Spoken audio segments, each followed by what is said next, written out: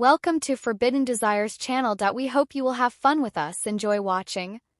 I always thought my husband's Arthur's career would bring us closer, all the late nights, the sacrifices, the endless work trips. I kept telling myself it was for us, for our future, but I never imagined the very thing he worked so hard for would be the thing that tore us apart. And I definitely never imagined it would be his boss who'd come between us in the worst possible way. Didn't happen overnight, it never does. Started small, harmless, even a compliment, a look that lasted a little too long, a question that felt a little too personal. And me, I didn't stop it. I didn't even want to, because the truth is, I was starving for attention, for affection, for someone to look at me and actually see me, not just as a wife, not just as the woman who made dinner, who smiled politely, who stood beside her husband's Arthur at events like some kind of accessory, but as a woman, a whole woman feeling needing aching. My husband's Arthur didn't see me anymore, not really. He'd come home, tired, drained, glued to his phone, barely said goodnight, barely noticed when I put on something nice or tried to start a conversation. I stopped trying after a while. What was the point? And then he came along, my husband's Arthur's boss, charming, sharp, confident in a way that made people stop and pay attention. When he walked into a room, he was older, sure, but he knew how to make people feel special. And that night at the dinner party, when he leaned in just a little too close and said, "You're absolutely stunning," I felt something I hadn't felt in years. I should have brushed it off. I should have laughed politely and walked away. But I didn't, because that one sentence, it cracked something open in me and I let it stay open. Texts started after that, little things. "How's your day? You looked amazing last night. Wish I could talk to you without all these people around," and every time I saw his name pop up, my heart would skip. I knew it was wrong. I knew it wasn't innocent, but I told myself it wasn't that bad until it was. There was this. One night we were alone. It was supposed to be a simple thank you. He said he wanted to express his appreciation for all the help I gave my husband's Arthur, for showing up, for being supportive. I shouldn't have gone, but I did, and that's when he said it softly, like it wasn't the most dangerous thing in the world. He looked me in the eyes and said, "I have a wish and it's you." I didn't speak. I didn't move. I just sat there, heart racing, my breath caught in my throat, and then I said yes. He didn't want a favor, he wanted me, and I gave in. Before I tell you the rest, I want you to think about something. Have you ever done something you swore you'd never do, not out of malice, not out of cruelty, but because you were lonely, because you just wanted to feel alive for once? This is what happened when I said yes to the one man I never should have trusted. So would you have said yes too? If you're still with me, subscribe to Forbidden Desires and tell me honestly, what would you have done? Didn't start with a grand affair. It started with silence, the kind that fills a home and swallows everything warm. Our house was beautiful on paper, modern kitchen, spacious living room, soft lighting, quiet neighborhood. But it felt like living inside a museum, everything clean, untouched, still too. Till we didn't have kids. It wasn't really a choice. It was one of those things we stopped talking about after a while. Like everything else, and without the chaos of little footsteps or laughter in the background, the silence became deafening. Echoed. I'm in my mid-30s. Not young enough to be called young, not old enough to be called old, somewhere in between, somewhere invisible. My husband's Arthur, he's not a bad man, he's not cruel. He's just gone. Even when he's right in front of me, always buried in emails, always glued to his phone. His job wasn't just a job. It was his entire identity and the promotion he'd been chasing. That was his obsession. Consumed him. He believed if he could just get that corner office, that title, that recognition, then everything else would fall into place, including me. I tried. I really did. I planned dinners, I dressed up, I waited for him with candles lit and music playing, hoping he'd walk in and say, "God, I missed you." But more often than not, he'd come home late, say I already ate, and head straight to the study. He didn't see the way I flinched when he walked past without touching me, or how my smile faded. The second his back turned, I stopped initiating conversations, stopped trying to be interesting, stopped reaching out, because after enough unanswered texts, unanswered touches, unanswered looks, you start to believe you don't matter anymore. Then came him. The boss. Mr. Charisma, Mr. Perfectly Tailored Suit, and know it. He was older than my husband's Arthur, wiser too, but there was something more. Something about the way he carried himself. He didn't just walk into a room, he entered. He occupied space, and when he looked at you, it felt like he meant it like nothing else in the world existed but you. The first time I met him, he came over for dinner, just a casual evening. According to my husband's Arthur, he wanted to impress him obviously, and me, well, I was the decoration, the polished wife greeting the boss at the door with a practiced smile and a bottle of wine. But when the boss's eyes met mine, he didn't just glance. He studied. He smiled like he knew something about me. I hadn't even told myself, and when he said, "You must be the brilliant woman behind this man," I laughed politely. But something fluttered in my C****** tea at dinner. I caught him watching me, not in a creepy way, in a way that said, "I see you, really see you." He asked me questions, real questions about what I do, what I love, what I dream of, questions my husband's Arthur hadn't asked in years, and then, just before dessert, as we were clearing the plates, he leaned toward me and said quietly, so only I could hear behind, "Every great man is a woman, one some of us would do anything for." I froze. Did I hear that right? I glanced at my husband's Arthur, still rambling on about quarterly goals, completely unaware, oblivious. The boss looked at me unblinking and then smiled like it was nothing. But it wasn't nothing. It was everything. It was a seed planted in silence, watered by loneliness, and that night, lying next to my husband's Arthur, his back turned, his breathing deep in sleep. I replayed that moment again and again. I told myself it was harmless, just words, just a compliment. But in the pit of my stomach I knew something had shifted and nothing would ever be the same. After that, it wasn't long after that dinner when the invitation came, a company retreat, weekend getaway, secluded lodge in the mountains, all expenses paid, spouses encouraged to join. My husband's Arthur was excited. Not because we'd get time together, but because this was his moment. The retreat was his chance to be seen by the higher-ups, to show he belonged in that upper tier. He said it was important. Said it would look good, his exact words. So I packed, smiled, told myself, maybe this weekend would give us time to reconnect. Maybe the fresh air, the quiet, the break from emails and deadlines would bring something back. But I didn't know then that this weekend wouldn't bring us closer. It would pull us apart completely.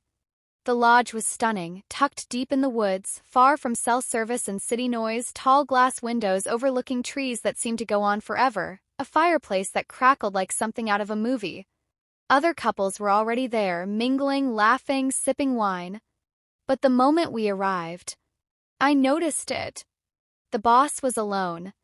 No wife, no +1, just him, standing by the fire with a drink in hand, looking completely at ease. And when he saw me, his face shifted, softened. He walked up, greeted my husband's Arthur with a handshake, then turned to me, and for a moment he didn't say a word. He just looked at me like I was the only person in the room. Later that evening, we sat down for a group dinner in the lodge's long wooden dining room. Everything was dimly lit, candles, wine glasses, the sound of laughter echoing off the beams above us. My husband's Arthur once again slipped into his professional persona, talking strategy, deadlines, projections. I faded into the background until the boss, seated across from me, caught my eye and didn't look away. I don't remember what the joke was, something light, something about someone spilling wine. We laughed, everyone did, and that's when I felt it. His hand sliding over mine under the table, warm, steady, like it had every right to be there. Kept laughing. So did I, but my breath caught, my heart pounded.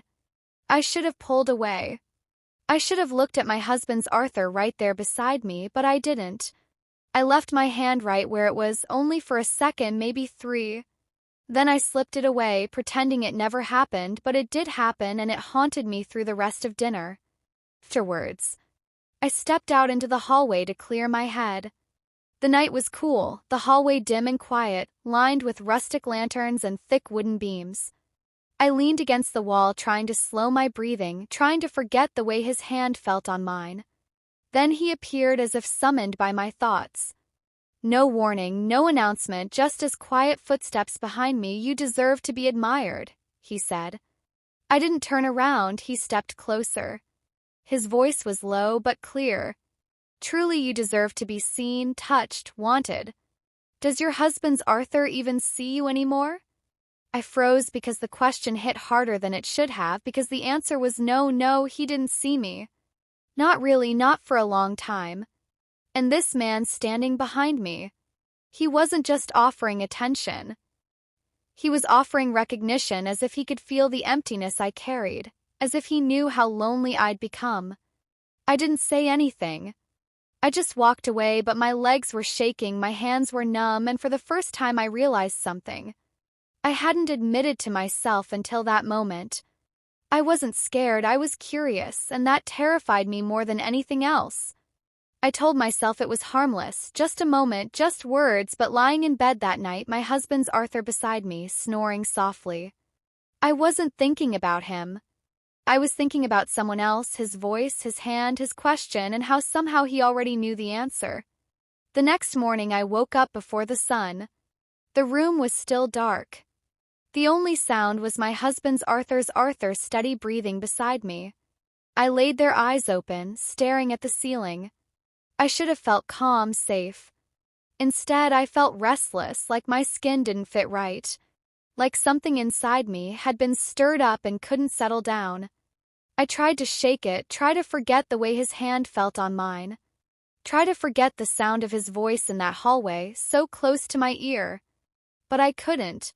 It was like a switch had flipped in my mind, and suddenly he was everywhere. In the way I touched my lips. When I passed a mirror, in the way I hesitated before putting on my clothes. In the way I started to notice things about myself again, things I hadn't paid attention to in years. I found myself daydreaming little moments. What if he touched my cheek like that again? What if he leaned in closer? What if I didn't walk away next time? Then came the guilt. It always followed like a heavy fog. I told myself I wasn't doing anything wrong. I hadn't crossed any lines. I was just thinking, just wondering. It wasn't cheating to wonder. Right. I still cooked dinner, still folded his laundry, still asked how his day was. Even when the answers were short, distracted half-em mumbled through bites of food. He was obsessed with his upcoming performance review. He talked about it non-stop, late nights, constant emails, practice meetings in front of the mirror. He barely looked at me anymore, and when he did, it was like he was looking through me. I remember one night I went all out, curled my hair, put on red lipstick, wore a dress he used to love back when we still touched each other without needing a reason. I made his favorite dinner, lit candles, played music. When he walked in, I stood there waiting. He barely glanced up from his phone, said, "Smells good," then walked right past me to take a call in the other room. I just stood there, still like a statue in my own home. I didn't cry, not. Then I just turned off the music, blew out the candles, ate dinner alone. Later that night, my phone buzzed. It was a message from him. Just 6 words. "You look stunning tonight." That was it. Simple, direct. But it did something to me. I smiled without meaning to, without thinking, and that scared me because it wasn't a wild, crazy, out-of-nowhere moment. It was soft, quiet, like a thread slowly pulling loose in a sweater you didn't realize was unraveling. I laid in bed that night back, turned to my husband's Arthur. Eyes open in the dark, and I thought about warmth, not just physical warmth but emotional warmth, the kind you feel when someone wants you. When someone sees you, when someone chooses you without asking for anything in return. I was craving it desperately, like oxygen, and I hated myself for it, hated how good it felt to be noticed, to be wanted. But once you taste that feeling again after years of cold, dry air, you start chasing it. Even if you know it'll burn you. I told myself I was fine. I told myself I wasn't doing anything wrong, but deep down I knew this wasn't just some fantasy. This was a crack forming, and it was getting wider every day. And the worst part, I wasn't sure if I even wanted to stop it. A few days after we got back from the retreat, I got a message from him, short, polite, almost professional.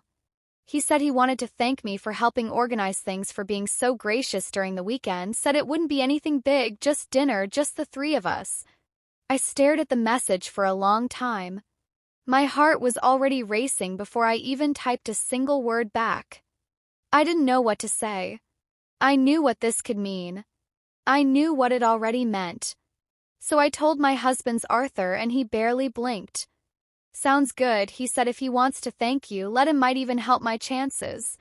He smiled at me like this was a good thing, like I was doing him a favor, like it was all strategy, like I wasn't standing there screaming on the inside. So I went, and I wish I could tell you I went out of obligation, but I didn't. I went because I wanted to. I wore black, simple but fitted, something that said I didn't try too hard. But also, I know you'll be looking when I got there. He was already seated, private table, dim lighting, tucked away in the corner of a quiet little restaurant I'd never been to. He stood when he saw me, and for a second we just looked at each other, no words, just silence and heat. He pulled out my chair, his hand brushed the small of my back. I felt it all the way down my spine.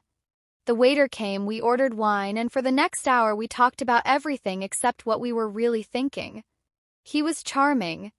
Course he was, but not just that. He was attentive.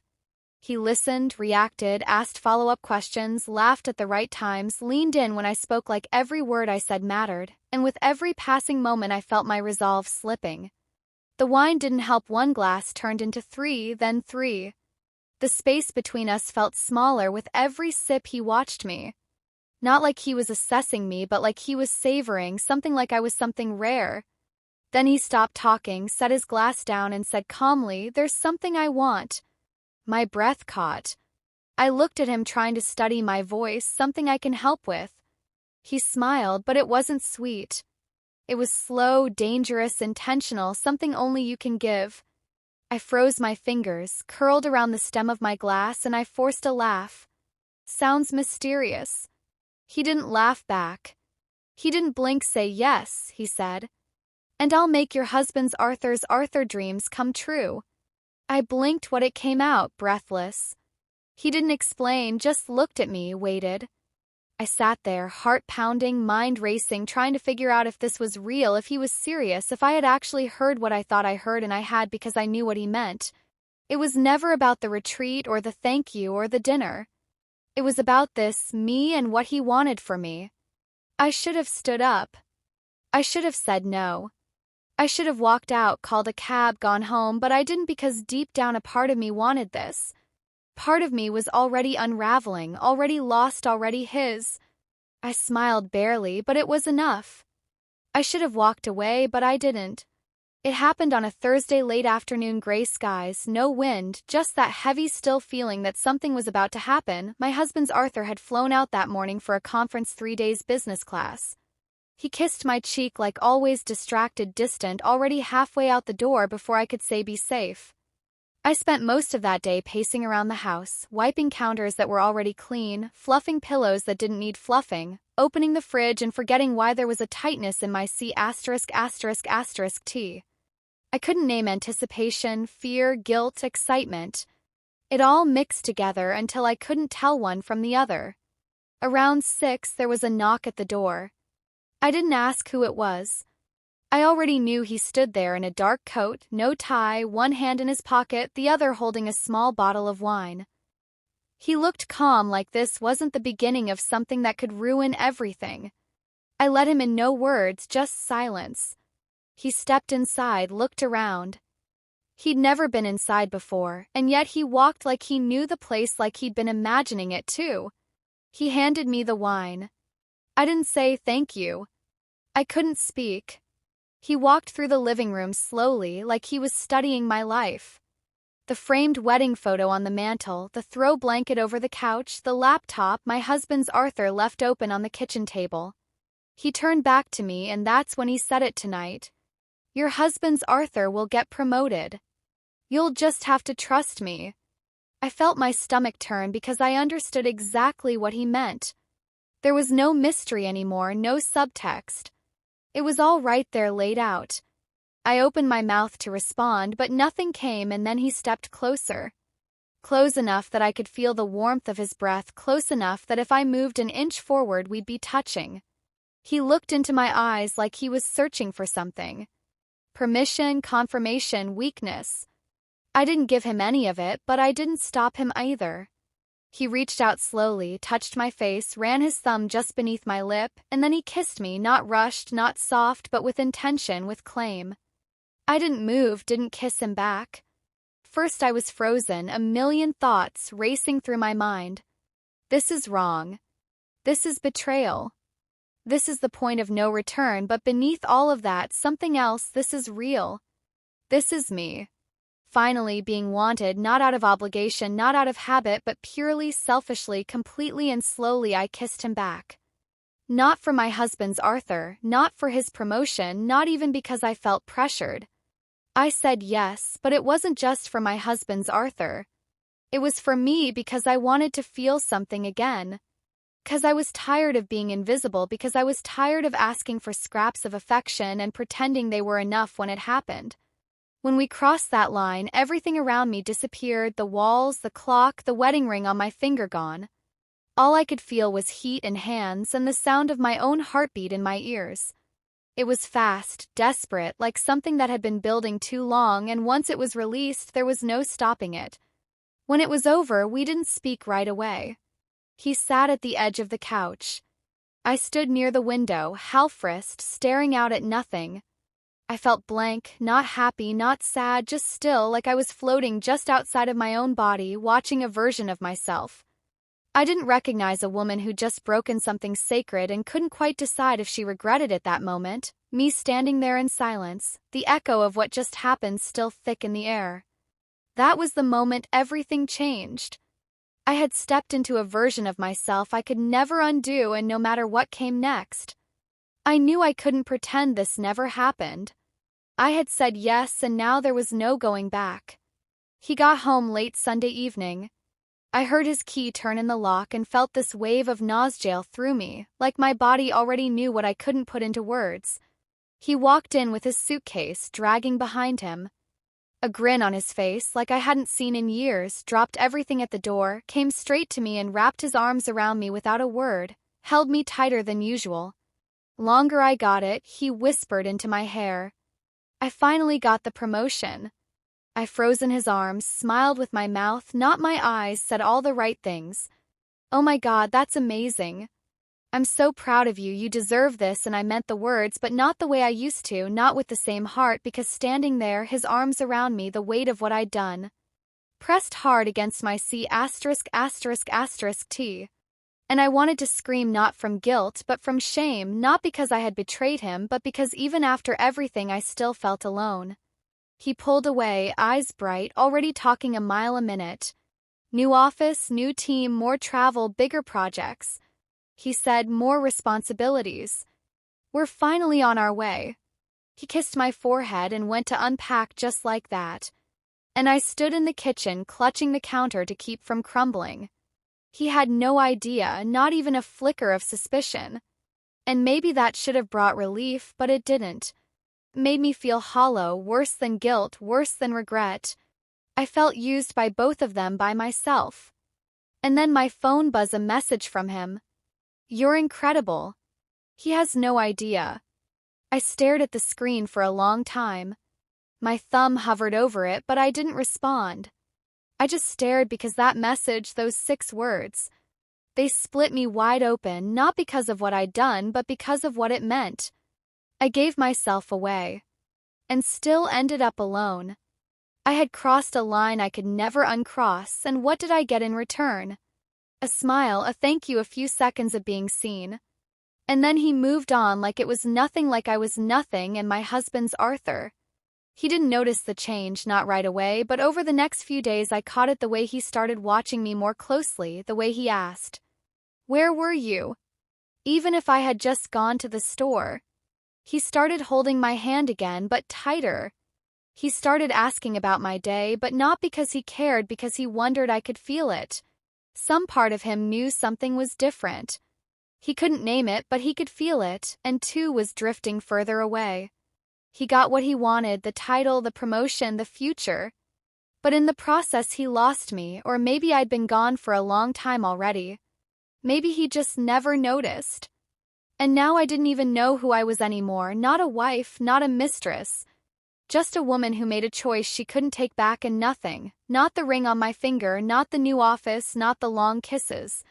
Good night could make me feel whole again, because when you give yourself away piece by piece, there's no ceremony for what's lost, no apology big enough, no promotion bright enough, just silence and the slow, quiet ache of being exactly where you were before, only now with more shame to carry. The days that followed were quiet, too quiet. There was no confrontation, no fallout, no dramatic reveal, just life moving forward like nothing happened. And that's what made it worse, because everything around me looked the same. But inside I was breaking apart. Started small, a deep breath that caught in my throat for no reason, the sound of his laugh, my husband's Arthur that made my stomach twist instead of warm, a mirror I couldn't look at for too long. I couldn't sleep, not really. I'd lie in bed with my eyes closed, body still, but my mind would race. Over and over what I did. How I let it happen. Why I let it happen. Was it for him, for my husband's Arthur, so he could have what he worked so hard for, so he could feel like a winner, like he finally made it? Or was it for me to feel powerful again, wanted to feel like I had something someone else wanted, even if only for one night I didn't know anymore? All I knew was I hated myself, the way I'd smiled when I read that message, the way I'd let myself believe, even for a second, that I mattered more to someone who didn't love me than to the man who swore he did, my husband's Arthur. It looked happier than I'd seen him in years. He was energized, focused, confident. He thought I had stood by him. He thought I had been part of the win, but I hadn't stood by him. I had gone behind him, around him, beneath him. I hadn't helped him rise. I had sold myself to get him there, and now every time he smiled it stung. Every time he talked about his future. I felt like a fraud sitting next to him. A ghost at the table clapping for a success felt on silence and sin. I couldn't tell him I couldn't undo it. There was no need ending, no way to go back and rewrite the night. The boss never reached out again, not directly, not yet, but I know he will. I feel it like a shadow, always just outside the edge of my vision, a weight pressing down that never quite lifts. And when he does, when he calls or texts or shows up again, because he will, I don't know what I'll say. I tell myself I'll say no, that I'll slam the door in his face, that I've learned my lesson. But the truth, I don't know, because some part of me still aches, not for him, not really, but for that feeling, that moment when I wasn't invisible, when I was touched, wanted, chosen. And if he asks again, if he leans in with that same quiet confidence and says, I have another wish, what will I say next time? I don't know, and that terrifies me more than anything. Tell me something. Have you ever done something you swore you'd never do, not out of anger, not out of spite, but just to feel noticed, just to feel like someone looked at you and saw you not as a title, not as a label, not as somebody's wife or somebody's support system, but as a person, a woman with desires, with pain, with needs? You stopped speaking about a long time ago because no one was really listening. Have you ever said yes to something that felt wrong but also felt like the first real thing in years, because that's what this was? It wasn't love, it wasn't revenge, it wasn't even lust. If I'm being honest, it was loneliness wrapped in a quiet voice, a lingering touch, a moment I thought I could control until it controlled me. So now I ask you, do you think I was wrong or just human? Was it weakness or survival? Would you have said no? Would you have walked away before the kiss, before the hand on your back, before the invitation that came wrapped in charm and quiet promises, or would you have said yes? To be honest, don't filter it. Tell me what you really think, because I need to know. Drop a comment below. Let me into your mind for a moment the way I've let you into mine. And if you felt this story, if any part of you saw yourself in it, even the parts you don't want to admit out loud, then please like this video, subscribe to Forbidden Desires, and turn on notifications. 'Cause this world is full of stories just like mine, stories no one talks about, but they're happening right now in quiet homes, behind polite smiles, inside people who feel just like I did and still do. And remember this, sometimes betrayal doesn't come from strangers. Comes from the choices we make when we feel most